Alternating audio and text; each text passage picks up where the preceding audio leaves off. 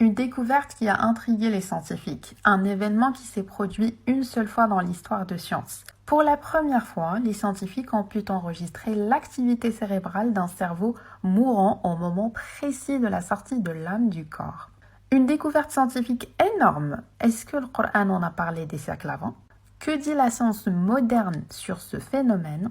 Et comment est-ce que ceux qui renient l'existence du Créateur réagiront face à cette découverte scientifique?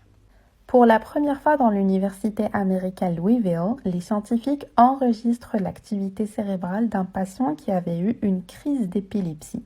Et au moment des enregistrements, le patient a eu une crise cardiaque et est décédé. Cet événement inattendu a permis aux scientifiques d'enregistrer pour la première fois l'activité d'un cerveau humain mourant. Ils étaient en train d'observer l'activité de chaque partie du cerveau. Et soudain, ils remarquent une chose étrange. Quand cet homme a commencé son agonie, à un moment, son cœur a arrêté de battre.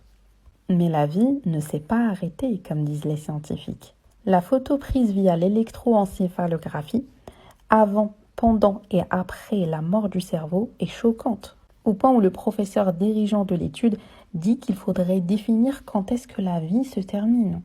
Ils ont observé pendant 900 secondes l'activité cérébrale et ils se sont concentrés sur les 30 secondes avant et après que le cœur a cessé de battre. Résultat, l'encéphalographie met en évidence la présence des oscillations neuronales normalement présentes dans les cerveaux humains vivants. Ces ondes cérébrales observées sont impliquées dans des fonctions cognitives élevées, telles que la concentration, le rêve, la méditation, la récupération de la mémoire, le traitement de l'information et la perception consciente, tout comme celles associées au flashback de mémoire. Ils en concluent donc que le cerveau peut jouer un dernier rappel d'événements importants de la vie juste avant notre mort. En fait, on revit